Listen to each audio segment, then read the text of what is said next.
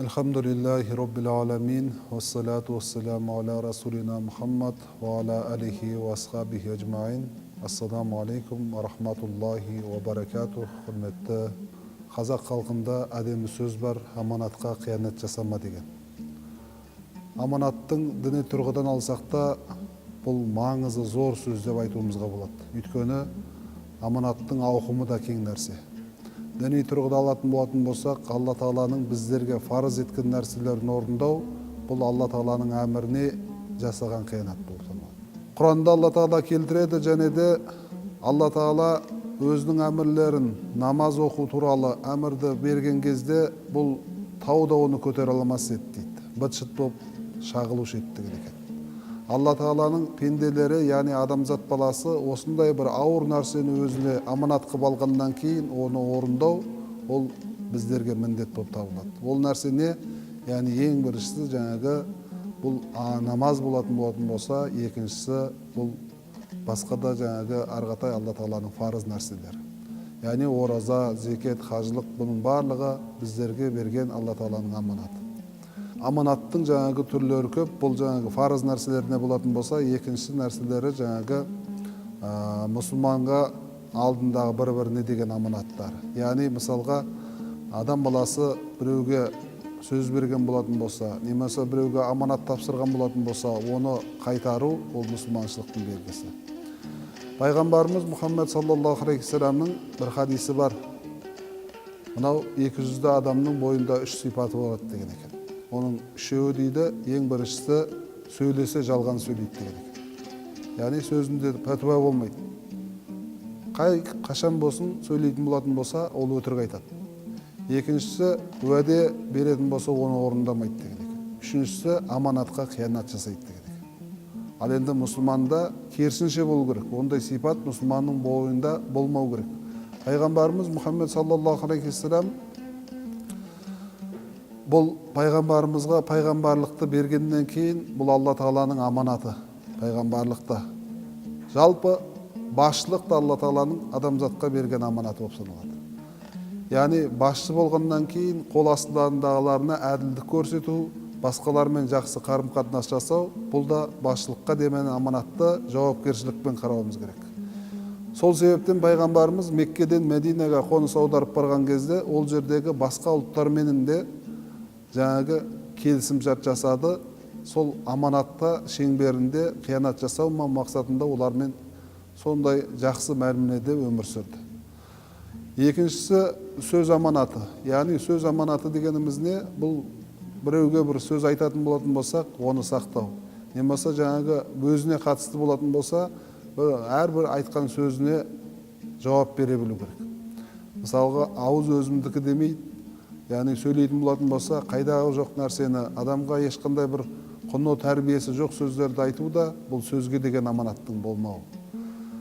Сол себептен жаңағы екінші бір нәрсе бұл аманатқа қиянат жасау. Бір нәрсе біреуге саған мүлкін тапсырған болатын болса, ол мүліктіге қиянат жасамау. Бұл мәселеге байланысты пайғамбарымыз Мұхаммед саллаллаху алейхи вассаламның уақытынан көре аламыз. Пайғамбарымыз әрбір нәрседе біздерге үлгі-өнеге көрсетіп кетті. Пайғамбарымыз Мұхаммед саллаллаху алейхи вассаламға бір досы алыстан ұзақтан іздеп келеді. Пайғамбарымызға ұзақтан іздеп келгеннен кейін, амандасқаннан кейін бір мәселеге байланысты екеуі уәделесетті. Осындай күні базардың қасында күт деген жаңағы уәде болғаннан кейін пайғамбарымыз айтылған күні таңертең ерте барып жаңағы досының күтіп тұрған екен. Ол досы сағатына қараған сайын пайғамбарымыз кешігіп жатыр.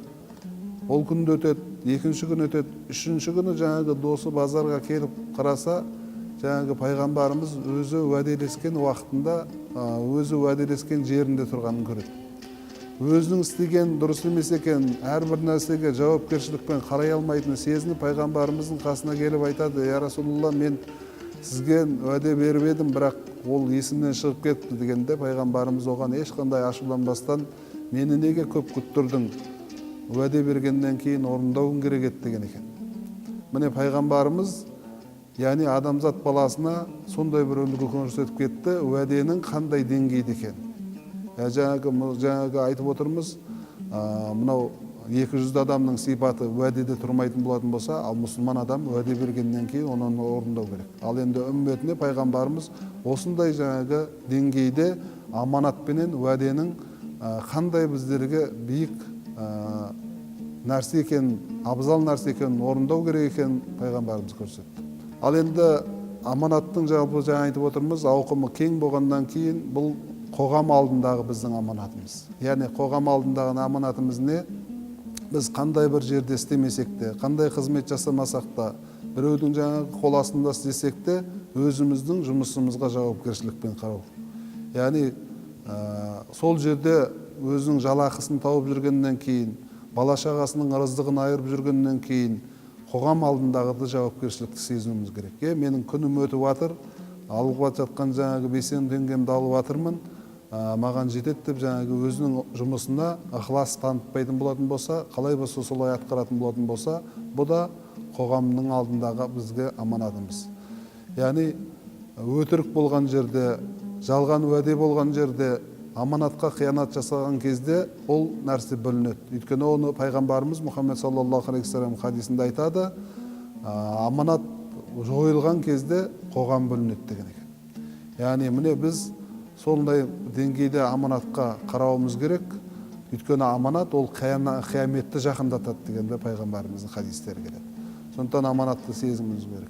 Ал енді уағызымыздың соңына қарай келетін болатын болсақ, қоғамымызға пайдалы жаңағы ұрпақ өсіру де біздің жаңағы бойымыздағы аманатқа қиянат жасамаудан шығады. Ол нәрсене бұл жаңағы ұлттың болашағы, ұрпақтың тәрбиесіне де қатысты нәрсе. Сондықтан ер адам отбасында да, отбасы да ер адамның аманаты. Оларға жақсы тәрбие беру, оларға дұрыс жол көрсету, ол өзімізден басталатынын білуіміз керек екен. Сондықтан осы нәрселерге өте мұқият болуымыз керек екен. Қазақша айтқан кезде аманат ол бұл Алла Тағаланың біздерге берген үлкен бір жауапкершілігі ретінде сезінуіміз керек екен. Сол себептен де қазақ халқымыз аманатқа қиянат жасама деп айтып кеткен қанатты сөзі бар. Осыған сай Алла Тағаланың біздерге бұйырған нәрсесін орындап, адамдарға қиянат жасамайтындай өмір сүруімізге баршамыз мұсылман болғаннан кейін ұмтылуымыз керек екен. Алла Тағала естіген білдіргендерімізге сай амал жасауымызға Алла нәсіп етсін. Ассаламу алейкум ва рахматуллахи ва баракатух.